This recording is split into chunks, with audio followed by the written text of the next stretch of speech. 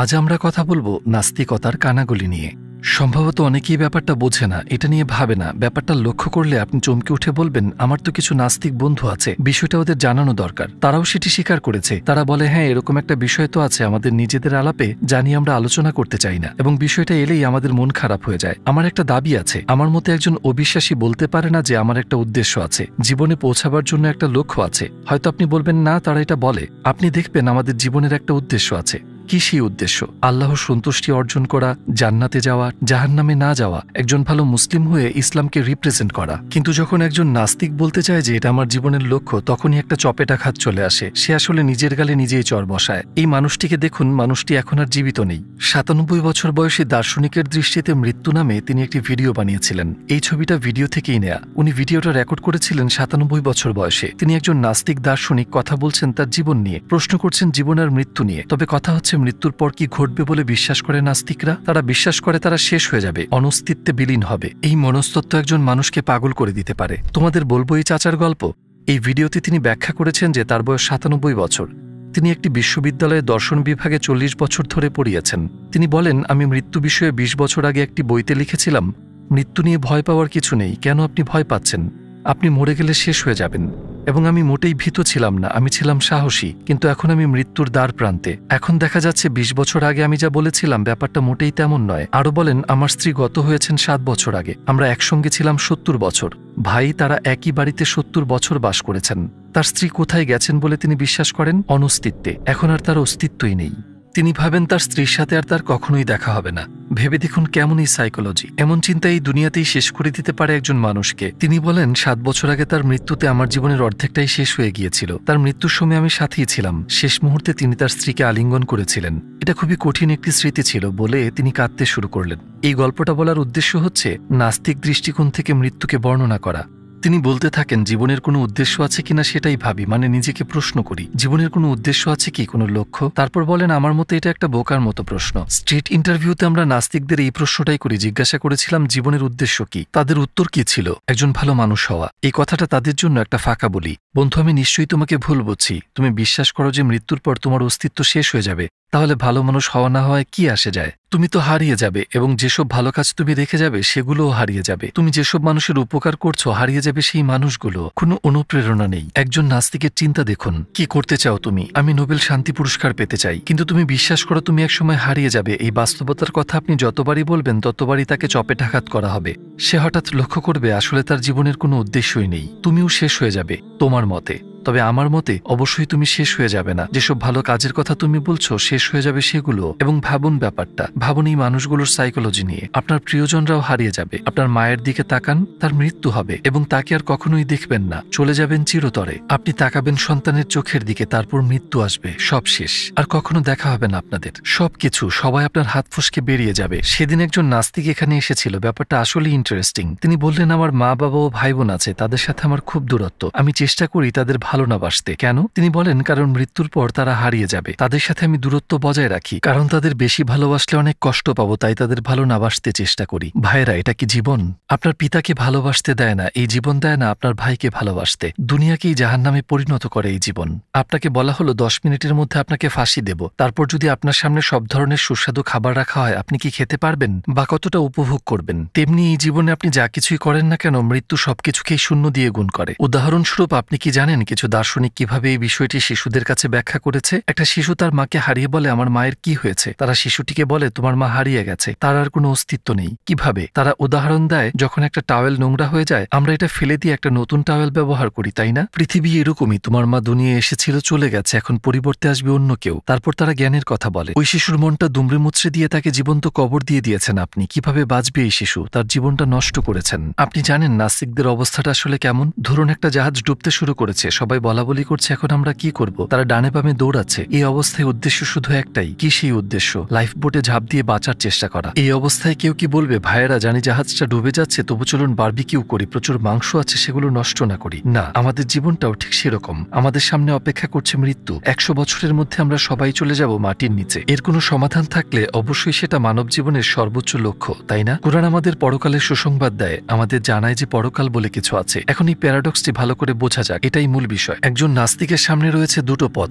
যদি সে সঠিক হয় অবশ্যই আমরা এটা বিশ্বাস করি না, কি হবে তার পরিণতি, সে হারিয়ে যাবে। যদি তার কথা সঠিক না হয় মানে ইসলামী প্রকৃত সত্য এবং আল্লাহর অস্তিত্ব আছে, একজন অবিশ্বাসী হিসেবে সে জাহান্নামের আগুনে পড়বে, তার পরিণতিটা হবে খুবই ভয়াবহ। সে সঠিক হোক কিংবা ভুল হোক, কোনো তৃতীয় অপশন নেই। উদাহরণস্বরূপ আপনি কি জানেন যে কিছু নাস্তিক দার্শনিক আত্মহত্যার প্রশংসা করেছেন? তারা বলেছেন এই জীবনের কোনোই অর্থ নেই, আমরা এখানে আছি বিনা কারণে এবং একসময় আর থাকবো না, তার উপর জীবন দুঃখ দুর্দশায় পূর্ণ, তাহলে বেঁচে থেকে আরো কষ্ট আমি কেন ভোগ করব? তাই আত্মহত্যা করাটা একটা যুক্তিযুক্ত কাজ। তারা আত্মহত্যার প্রশংসা করার পাশাপাশি কেউ কেউ আবার সত্যি আত্মহত্যা করেছেন। মাঝে মাঝে আপনি কিছু আত্মবিশ্বাসী নাস্তিকের দেখা পাবেন। ভাই, আপনার এমন শান্ত হওয়ার কথা না। প্রথম অপশন আপনার অবস্থা দুঃখজনক, দ্বিতীয় অপশন আপনার অবস্থা দুঃখজনক, তৃতীয় অপশন নেই, আপনি শান্ত থাকতে পারেন না, আপনার কোনো মোটিভেশন, জীবনের কোনো উদ্দেশ্য নেই, আপনার উচিত বসে বসে কাঁদা। যে জীবন আল্লাহর জন্য নয় সে জীবন নিরর্থক, সেজন্যই তাদের অনুভূতিকে তারা অবশ করে রাখতে চায়। অসারতা কেবল ড্রাগ বা অ্যালকোহলের মাধ্যমেই ঘটে না, মাঝে মাঝে তারা নিজেদেরকে ভুলিয়ে রাখে বিনোদনে বা হারাম আনন্দে। বস্তুত আমি একটা গবেষণাপত্রে পড়েছি, নিজেদেরকে নাস্তিক দাবি করা অনেকে বৃদ্ধ বয়সে কিছু একটাতে বিশ্বাস করা শুরু করে। চারপাশের মৃত্যু তাদেরকে নাড়া দেয় এবং মাতাল অবস্থা থেকে জাগিয়ে তোলে। যখন বোধশক্তি ফিরে আসে তারা সত্যিকার অর্থে ধর্ম নিয়ে পড়াশোনা শুরু করে। জীবন এরকমই প্রিয় ভাই।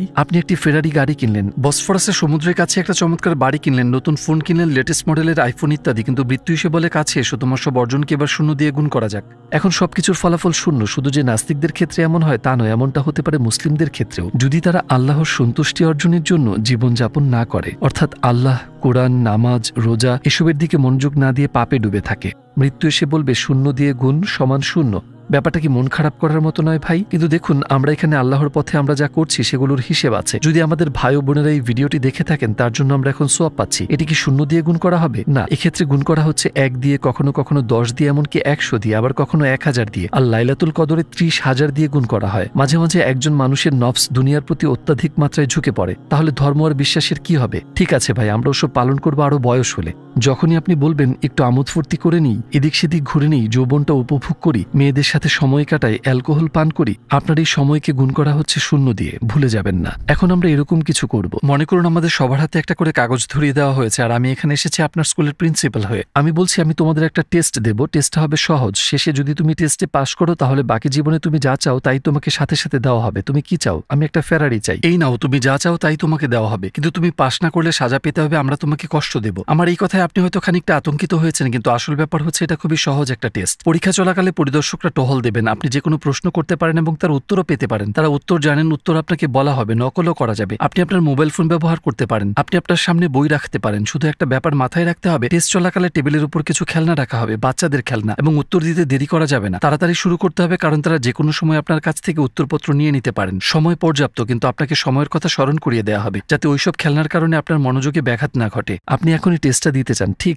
আপনি বলছেন ভাই এটা চমৎকার, বাকি জীবনে আমি যা চাই তাই পাবো, আমার জীবনটা হবে চমৎকার, এই টেস্ট দিতে আমি রাজি। এখন যদি আমি আপনাকে বলি যে প্রকৃতপক্ষে আমরা এরকম একটা টেস্টের মধ্যেই আছি, এই দুনিয়াটা কি একটা পরীক্ষা? হ্যাঁ। পুরস্কার, পাপ, জান্নাত, জাহান্নাম, এটা কি একটা সহজ পরীক্ষা? ভাই, পথ প্রদর্শকরা আছেন শিক্ষকরা, নবী আলাইহিওয়াসাল্লামরা ছিলেন আউলিয়া আর আলেম উলামাগণ। কখনো কখনো আপনার মনে ধর্ম সম্পর্কে প্রশ্ন আসে, আপনি ইন্টারনেটে যান এবং নির্ভরযোগ্য উৎস থেকে জানতে চেষ্টা করেন এই প্রশ্নের উত্তর কি। উত্তর আপনার সামনে চলে আসে, নকল করা যাবে, কুরআন আছে, আপনি কুরআন দেখে নিতে পারেন। আচ্ছা, তাহলে সমস্যাটা কি? ভাই, তাহলে কেন আপনি এই জান্নাত অর্জন করতে পারছেন না? টেবিলের উপর কি ছিল? খেলনা। আপনি কি জানেন ওই খেলনাগুলো কি? এই দুনিয়ার আমোদে আপনি এতই মশগুল হয়ে থাকেন যে আপনি নেটফ্লিক্স ওপেন করে সিজনের পর সিজন সিরিজ দেখতে থাকেন, আপনি ইউটিউবে যান এবং অপ্রয়োজনীয় মূল্যহীন অনেক জিনিস দেখতে থাকেন, এমনকি হারাম জিনিসও। এটা করা যাক, সেটা করা যাক, এইসব খেলা নিয়ে আপনি খুবই ব্যস্ত হয়ে থাকেন, অহেতুক দুনিয়াবী জিনিসে মশগুল হয়ে থাকেন আপনি। আমি আপনাকেই বলছি ভাই, অন্য কারো ব্যাপারে নয়, কথাটা ব্যক্তিগতভাবে নিন। টেস্টের দ্বিতীয় বৈশিষ্ট্য কি ছিল? আপনার উত্তরপত্র নিয়ে নেওয়া হতে পারে যে কোনো মুহূর্তে, আপনি মারা যেতে পারেন যে কোনো মুহূর্তে, টেস্টটা শেষ হতে পারে যে কোনো সময়। এভাবেই ব্যর্থ হব আমরা। যখন আমরা ওইসব খেলনার মোহে আবিষ্ট হয়ে থাকি, অবশ্যই আমরা বলি না যে এসবে আমার কিছু যায় আসে না, প্রার্থনার ধর্মের সাথে আমার কোনো সম্পর্ক নেই। আমরা বলি আমি ভবিষ্যতে নিজেকে শুধরে নেব, আমার জীবন বদলে যাবে, নিশ্চয়ই একদিন আমি ইবাদত করব, আল্লাহকে আমি ভালোবাসি। আপনি এসব বলতে বলতেই হঠাৎ একদিন আপনার উত্তরপত্র কেড়ে নেওয়া হবে, একটা সাদা কাপড়ে মুড়িয়ে ফেলা হবে আপনাকে। তখন আপনি বলবেন এত সহজ টেস্টে কিভাবে ফেল করলাম আমি? আপনি বলবেন এত বোকা আমি, দেয়ালে মাথা ঠুকতে চাইবেন আপনি। আপনি আপনার জীবনের উদ্দেশ্য বুঝতে পেরেছেন, লক্ষ্য বুঝতে পেরেছেন, কিন্তু আপনি সেই লক্ষ্যের দিকে অগ্রসর হচ্ছেন না। একদিন আপনি বৃদ্ধ হবেন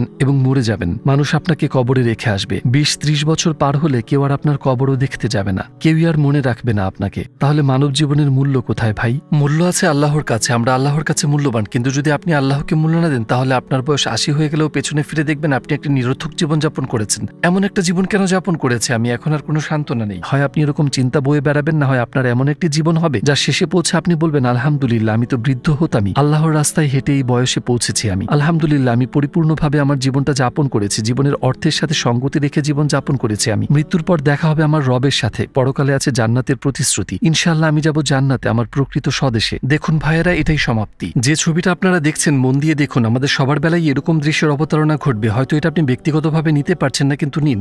এক লোক হাতে একটা শাবল ধরে আছে আর আপনি শুয়ে আছেন কবরে। এই হলের প্রত্যেককেই এরকম অভিজ্ঞতার সম্মুখীন হতে হবে। চলুন একটু কল্পনা করি। ভাই, আমরা কি আজ আপনাকে কবরে শায়িত করব? আজ আমরা সবাইকে কবরে শায়িত করছি। আপনাদের সবাইকে, আপনারা পরে আছেন সাদা কাপড়, কাফন। ভাই, আপনার প্রিয়জনরা আপনাকে বহন করে এনে কবরে রেখেছেন, আপনাকে ডানকাত করে শুয়ে দিয়েছেন, আপনার কবরে বাঁশের বেড়ি রাখা হয়েছে, মানুষ এখন আপনার কবরে মাটি ছিটিয়ে দিচ্ছে। মনে আছে আপনি হোয়াটসঅ্যাপ ব্যবহার করতেন, আপনি চ্যাট করতেন, আপনি সবাইকে ফোনে রাখতে চাইতেন, কাউকে ডিলিট করার কথা ভাবতেন না। আপনার ফোনে স্টোরেজ রাখাই কষ্টকর হয়ে উঠেছিল। আর এখন ওই ফোন আর আপনার নয়, আপনার হোয়াটসঅ্যাপ অ্যাকাউন্টও আর আপনার নয়।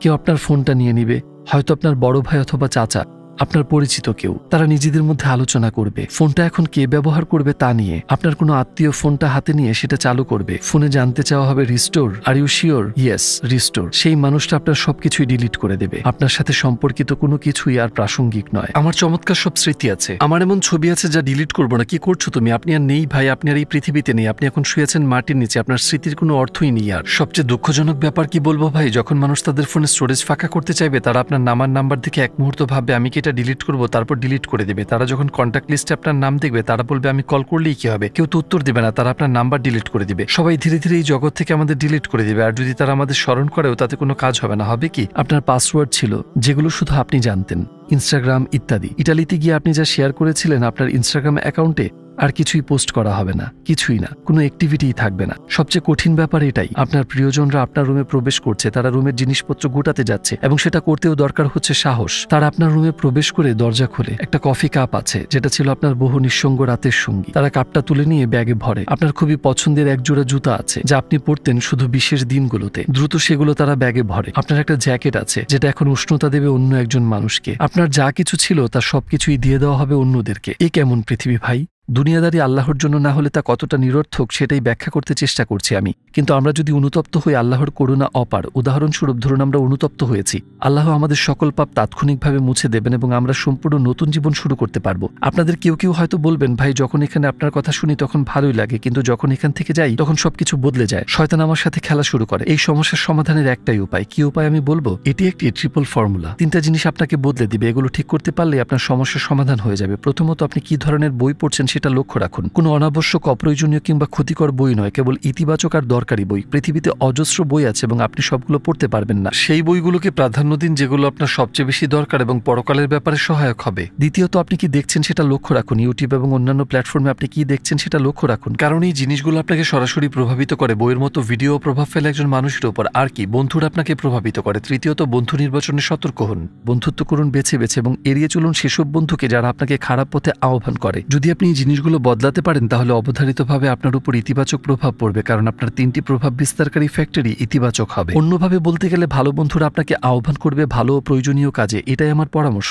ব্যাপারটা স্রোতের অনুকূলে যাওয়ার মতো। স্রোত যদি জান্নাতে যায়, আপনিও স্রোতের সাথে সেখানেই যাবেন। যেহেতু আপনার বন্ধুমহল পরিবর্তিত হয়ে গেছে, ওই স্রোত আপনাকে জান্নাতে নিয়ে যাবে। এমনকি আপনি খারাপ হতে চাইলেও আপনার বন্ধুরা আপনাকে নষ্ট হতে দেবে না। আমি নতুন এক গার্লফ্রেন্ড পেয়েছি, আপনার বন্ধুরা বলবে তুমি কি করছো ভাই? অন্যদিকে কিছু স্রোত জাহান্নামের দিকেও প্রবাহিত হয়। কিছু বন্ধু আছে যারা আপনি ভালো কিছু করলে বলবে কি করছো তুমি, অথবা যখন আপনি কোনো পাপকর্ম করবেন তখন বলবে তোমার আগের অবস্থাটা কি ছিল, তোমার কোনো গার্লফ্রেন্ডই ছিল না, তুমি তো পুরুষই ছিলে না। এরকম বন্ধুরা ওই স্রোতের সাথে পূর্ণ গতিতে জাহান্নামে যাবে। এরকম খারাপ বন্ধুদের সাথে থাকলে আপনি নিজেকে রক্ষা করতে পারবেন না। সবশেষে আসুন একটা হাদিস পড়ে এই ভিডিও শেষ করি। আপনাদের সম্পর্কে নবী সাল্লাল্লাহু আলাইহি ওয়াসাল্লামের একটা হাদিস আছে, আপনারা কি জানেন? ভাই ও বোনেরা যারা এই ভিডিওটি দেখছেন, হাদিসটি আপনাদের সম্পর্কে। হ্যাঁ, হাদিসটি আপনাদের সম্পর্কেই। নবী সাল্লাল্লাহু আলাইহি ওয়াসাল্লাম বলেছেন, যদি আমি শুধু দেখতে পেতাম আমার ভাইয়েরা ঝর্ণার দিকে এগিয়ে আসছে, যদি আমি তাদেরকে জান্নাতে প্রবেশের আগে সুমিষ্ট শরবতের পাত্র হাতে অভ্যর্থনা জানাতে পারতাম, যদি আমি তাদেরকে আমার কাউসার ঝর্ণা থেকে পান করাতে পারতাম। সাহাবীরা বললেন, হে আল্লাহর রাসূল, আমরা কি আপনার ভাই নই? তিনি উত্তর দিলেন, তোমরা আমার সঙ্গী। আমার ভাই তারাই যারা আমাকে না দেখিয়ে আমাকে বিশ্বাস করেছে। নিশ্চয়ই আমি আমার রবের কাছে প্রার্থনা করেছি আমি যেন সেখানে দেখতে পাই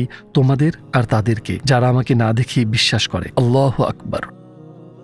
আমার গায়ে কাঁটা দিয়ে উঠছে। আমার ভাই হচ্ছে তারা যারা আমাকে না দেখেই বিশ্বাস করে। তিনি আপনাদের ভাই বলেছেন, তাহলে কি আপনাকে কোনো অসৎ জীবন মানায়? কি বলবেন আপনি?